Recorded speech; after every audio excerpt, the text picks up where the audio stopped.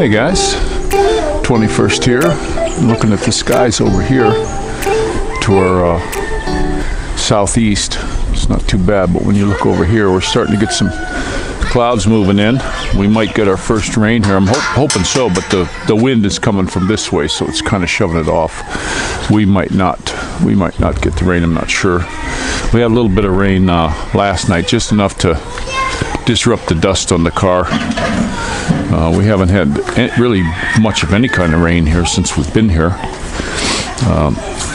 I put some more borax and sugar out along here, but the ant population is dramatically reduced from that. It's just unbelievable. We had, at first we had those big black, they look like a carpenter ant. That's probably what they are. But those ones took the bait like crazy. I did a 25% brown sugar mix and 25% or 75% sugar and 25% of the borax. Mixed it up with boiling water. Left it kind of thick. They took to that like crazy, and then it wasn't too much long later. These half their size red ants moved in, and it was something. They went after it like crazy. So now we're hitting the last dregs of them. I mean, if you look along here, we were always seeing ants back here. Tons of them. Don't see any. So I just poured this on here, and there's really not any looking for it. Maybe because of the rain, I'm not sure. But you know, that it really took care of them a lot, and I'm happy to see that. We had this morning when I had the lights on, we had some bugs, these little like no-see-um bugs. I took the vacuum cleaner and sucked up hundreds and hundreds of them. But here I'm really happy about the bug situation. We just don't have it like we had at the other house. Plus the weather here, I'm going to say it again, this is just fantastic. We're getting breeze now. About a half an hour ago when I started making the video, the breeze had just completely quit, and I was thinking, okay, that's stalled over us over there, and it's going to start raining. And then I came out and decided to get the camera to show you guys, and it just sort of the breeze kicked back, and you can see the clouds are slowly moving to the north,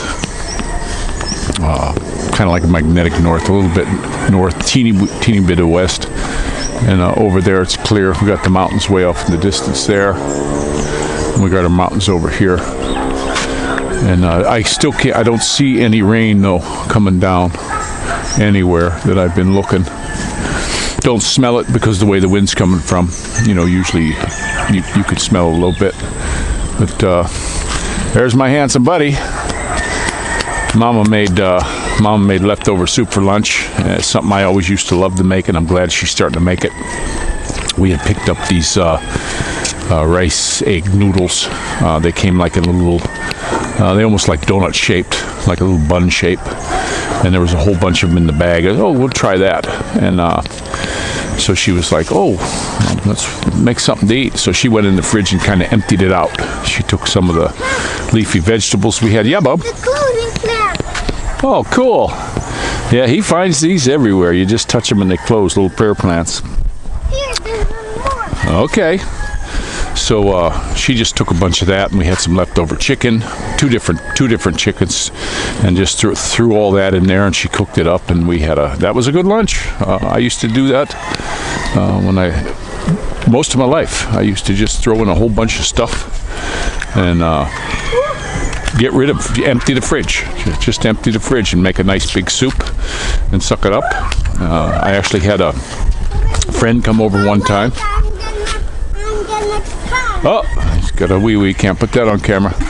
But had a friend come over one time out of the blue, and my soup was cooking. And I said, hey, you want some soup?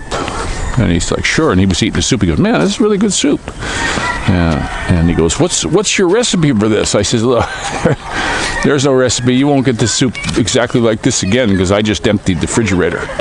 I had some vegetables that were starting to get a little bit wrinkly and all kinds of stuff in there, and I just throw it all in the soup. Okay. Huh? Can we go in that then? No, I'm just going to stick around here in case if it rains right now. But that's how we do it. Yeah, go ahead. I'll be right here. You guys can go over there. Fly your frisbee. Yeah, we still gotta watch these kids. This is what this place leaves behind. I haven't picked it up yet, but we got a lot of. Showed you this on another video. A lot of glass here that they cut and just left. I would think that that's just incredibly silly to do something like that. People are going to walk through here. My kids play here. My daughter went up there to get something. That's when I didn't even notice it. Don't know why I never paid attention to that, but didn't notice it until my daughter said something. But I'll pick it up. I just don't really have a good spot to put it either. I just don't. So, but we had the old Tatai was over. He's been going around cleaning stuff up. We're still really happy about no dogs. Dogs are still tied up. Nothing around. Man, you just wouldn't believe how that tickles me, not have to worry about the kids getting their face chewed off by one of these stinking dogs. We still got to watch when they go out. I don't like to let them go out by themselves because the dog gets off a chain. I haven't walked up there. I was going to walk up today and get the one of that cur-looking dog that was up there. But we went walking by yesterday. And I'm telling you, he's on a chain. I'm glad. He's on a chain inside of this pen area. And he's fenced in. But I'm telling you, if this dog gets out, he's going to attack whoever he runs into that isn't his owners that feed him. This thing, his hair comes up. He hates you. He wants to kill you. You can just see it. And what these people got this dog for? And it's not like it's keeping them. It's not like it's keeping anyone out of his house. He's got it way on the edge of his property, away from the house. He's got a couple lots up there, away from the house, and this thing's stuck in a corner. And then on the other side of his house, he's got a female in a little tiny cage, and she's a real tall Labrador mix, setter type mix. And she's too tall for this pen she's in, so she can't even stand up straight. And if you look at her claws are hanging way below the wire she's on. And it's like, what why would you take a dog just to jail it? Why would you want to be a jailer? They're not dog owners. These people are jailers. That's what they are. They get these animals for a reason I don't know. Every time I've got a dog, I've got it for a specific reason. I've got it for, whatever, yeah. I got it for friendship, companion, guard dog also, hunting dogs. There was a reason for them, and they had value to me. These people, I don't know what the value of these dogs are. Are they just using them as garbage disposals? Just to get rid of their extra food? I think they ought to just compost it. They would do better off. But I don't get it. You never see them feeding them dog food.